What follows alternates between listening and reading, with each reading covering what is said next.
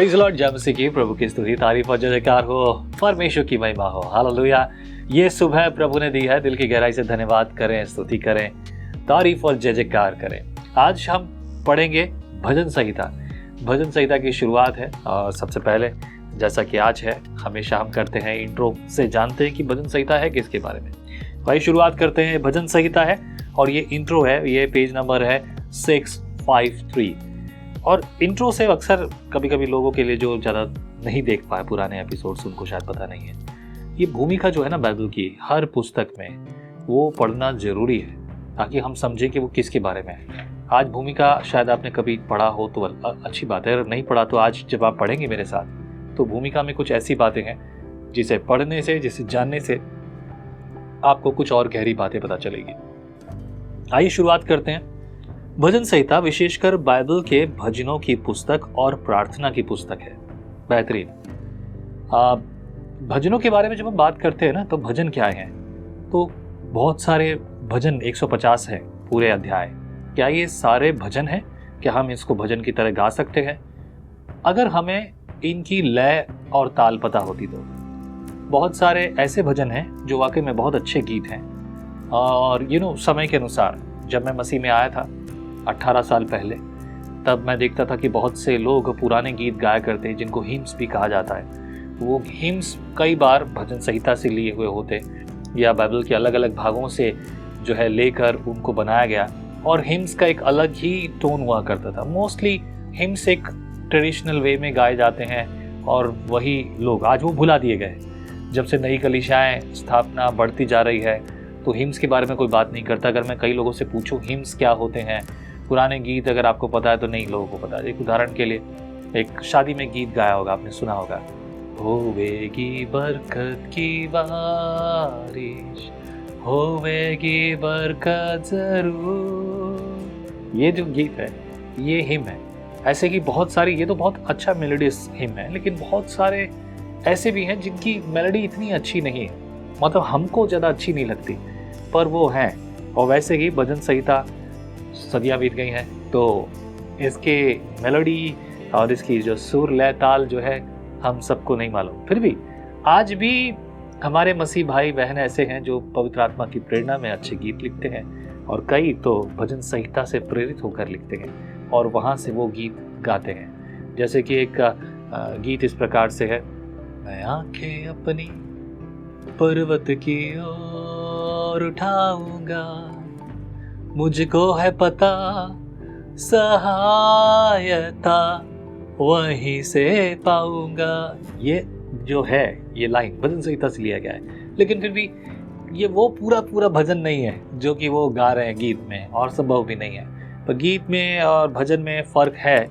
लेकिन आइए पढ़ेंगे और शुरुआत करेंगे। इसलिए भजन संहिता विशेषकर बाइबल के भजनों की पुस्तक और प्रार्थना की एक पुस्तक है। प्रार्थना की क्यों है, जब हम पढ़ेंगे तब अब इसे बहुत अच्छे से मैं एक्सप्लेन करने की कोशिश करूंगा। ये भजन और प्रार्थनाएं भिन्न लेखकों के द्वारा एक लंबी अवधि के दौरान लिखे गए हैं। नोट करने वाली बात है, ज़्यादातर लोग ये कह देते हैं कि ये भजन संहिता जो है वो सुलेमान के भजन है, दाऊद के भजन है, बट नॉट एग्जैक्टली। अगर आप देखेंगे तो हर चैप्टर के ऊपर एक बिल्कुल बारीक अक्षर में लिखा है प्रधान बजाने वालों के द्वारा कोरह वंशियों का, और वहाँ दाऊद का, सुलेमान का, और अलग अलग लोगों के नाम यहाँ पर मेंशन किए गए हैं। अब जब कोरह वंशियों की बात की जाती है तो ये गीत गाने वाले हुआ करते थे और भजन लिखा करते थे, इनका काम ही यही था। लेकिन इसके बाद हम बात करें लेवियों के द्वारा, अलग अलग जगह पर आप इन सब चीज़ों को नोटिस करेंगे। हर अध्याय के ऊपर एक बारीक अक्षरों में उसके बारे में लिखा हुआ है। पर फिर भी कहना मुश्किल है कि किसने कौन सा गीत लिखा। कुछ के नाम हैं, कुछ के नहीं भी है। पर ये गीत ही नहीं है, ये प्रार्थनाएं भी है, दिल की आह है, मतलब अंदर से निकलती हुई तड़प है, और तब वो गीत गाया जाता, बोला जाता, और स्तुति कुछ तो कविताओं के समान है। ये भजन और प्रार्थनाएं भिन्न लेखकों के द्वारा एक लंबी अवधि के दौरान लिखे गए और इन्हें इजरायली लोगों ने संकलित किया था और वे परमेश्वर की आराधना के लिए इनका प्रयोग किया करते थे। अंततः यह संग्रह उनके पवित्र शास्त्र का अंग बन गया। नेचुरली वो इकट्ठा करते हैं किसी चीज़ को, या हम सजो कर रखते हैं, तो किसी न किसी रीति से तो भाग बनना ही है। पर क्योंकि अब ये परमेश्वर से संबंधित है आत्मा के हृदय से गहराई से परमेश्वर की आराधना के लिए है तो वो संग्रह बनना ही था। पहले आगे लिखा है, ये धार्मिक कविताएं कई प्रकार की, परमेश्वर की स्तुति और आराधना के गीत, सहायता, सुरक्षा और उद्धार के लिए प्रार्थनाएं, क्षमा के लिए निवेदन, परमेश्वर की आशीषों के लिए धन्यवाद के गीत, शत्रुओं को दंड देने की याचना, ये प्रार्थनाएं व्यक्तिगत और सामूहिक दोनों हैं। कुछ प्रार्थनाएं एक व्यक्ति की गहन भावनाओं को चित्रित करती है, जबकि अन्य प्रार्थनाएं परमेश्वर के संपूर्ण लोगों की आवश्यकताओं और भावनाओं को अभिव्यक्त करती हैं। जब हम बात करते हैं कि ये किस लिए इकट्ठा किया गया, हमने एक चीज आपने नोटिस की होगी, कहा है कि संपूर्ण पवित्र शास्त्र परमेश्वर की प्रेरणा से रचा गया। अब क्या केवल ये 40 लेखकों के द्वारा जिनके बारे में हम चर्चा करते हैं? जी हाँ, 40 लेखक, लेकिन इन 40 लेखकों के लिए 40 से अधिक, लगभग 40 लेखक। हम लगभग शब्द का इस्तेमाल भी इसीलिए करते हैं क्योंकि ये पवित्र शास्त्र का एक भाग है और पवित्र आत्मा के द्वारा प्रेरित होकर, देख लीजिए, इस बात को समझ लीजिए कि जब हम ये कहते हैं कि पवित्र आत्मा के द्वारा, तो पवित्र आत्मा की प्रेरणा जो है वो लोगों में दिख रही है और परमेश्वर ने इस्तेमाल किया। अभी रिसेंटली एक सवाल पूछा किसी ने, पवित्र आत्मा तो पेंतिकोस्त के दिन उतरा था, फिर हम पुराने नियम में कैसे देख सकते हैं कि पवित्र आत्मा की उपस्थिति, पवित्र आत्मा के कार्य? Why not? आप चारों तरफ देखिए, जो भी कुछ हो रहा है वो परमेश्वर की पवित्र आत्मा की प्रेरणा से हो रहा है। देखिए, हमें परमेश्वर जो प्रेरणा देता है ना सेवा के लिए, वो सेवा के साथ साथ जैसे भी इन सभी लोगों को जो लिखने के लिए, सेवा के लिए जो प्रेरणा मिली है वो पवित्र आत्मा के द्वारा मिली है, as the word of God says itself, जो वचन खुद कहता है। तो समझने की जरूरत है। वैसे ही जिसके समय मर जैसी परिस्थितियां थी, कोई दुख में था, सुख में था, वो धन्यवाद में था और शत्रुओं से छुटकारे के लिए था, जैसी भी परिस्थितियां उसके साथ थी, उन परिस्थितियों में वो परमेश्वर के सामने आकर जो प्रार्थना, निवेदन, आराधना, संगति करता था, वो एक भजन के रूप में गिना गया। सभी के लिए नहीं गिना गया, कुछ एक लोग जो सेलेक्ट किया गया, उनमें से ये 150 है। इसके बाद भजन संग्रह का प्रभु यीशु ने भी प्रयोग किया था। नया नियम के लेखकों ने इन्हें उद्धत किया था और मसीह कलीसियाओं के लिए आरंभ ही से यह आराधना की बहुमूल्य पुस्तक बन गई। निश्चित रूप से जैसा कि हम बात करते हैं, नए नियम में भी भजन संहिता के बहुत सारे वचनों को कोट किया गया, जब हम पढ़ते हैं रेफरेंसेस मिलते हैं और इस्तेमाल किया गया, क्योंकि ये चीज़ लोक कथाओं के समान बन गई थी।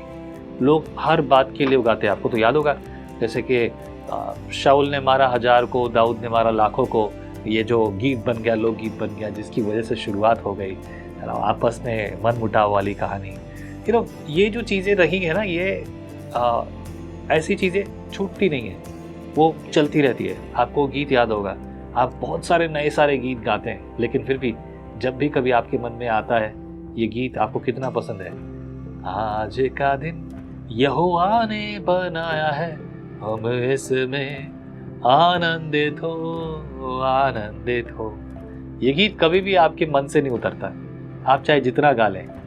इसी प्रकार लोक कथाएं, लोकगीत कभी भी हटाई नहीं जा सकती, वो हमेशा रहती है।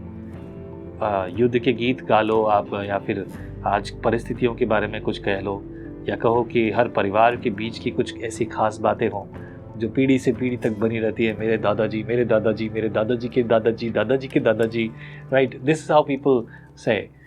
पर ये सब मनुष्य के जीवन का एक भाग है। तो आइए शुरुआत करेंगे भजन संहिता।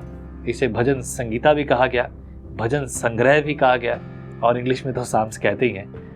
अलग अलग जगहों पर अलग अलग नाम से पुकारा गया, पर फिर भी ये बुक बहुतायत से आपको सिखाने वाला है। कल से शुरुआत करेंगे। प्रभु हमें अपने आत्मा की अगुवाई दे ताकि उसके वचन को समझ पाए। आमीन। Let's pray together. Father lord, thank you for your love and greatness. प्रभु, बुद्धि और ज्ञान देने के लिए शुक्रिया। हमें इस्तेमाल कर तेरे लोगों को, प्रभु, जो सुनते हैं, सुनने के लिए तेरे वचन को बैठते हैं, उन्हें फलवंत कर, बलवंत कर और इस्तेमाल कर कि तेरी योजनाएं सदैव पूरी हों। और अधिक सेवा हम तेरी करें प्रभु। जो पढ़ रहे हैं उसको सुनने वाले और उसे अपने जीवन में लागू करने वाले हों, जो सुन रहे हैं उसे लागू करने वाले हों, ताकि प्रभु हम फलवंत और बलवंत होकर तेरी महिमा करें। बस यीशु के नाम से दुआ में मांगते हैं, आमीन। Be blessed. प्रभु आपको आशीष करे। अगली सुबह फिर मुलाकात होगी पहले अध्याय से। आमीन। Praise the Lord. आप कहते हैं एक कप कॉफी मेरा दिन बना देती है, पर आपका मॉर्निंग डिवोशन विजनरी रेडियो और टीवी पर आपकी जिंदगी बना सकता है। हम हमेशा सोचते हैं कि शायद मैं भी बाइबल कॉलेज जाकर बाइबल को अच्छे से सीखता। और अब आपके लिए है visionary TV, deep Hindi Bible study के लिए।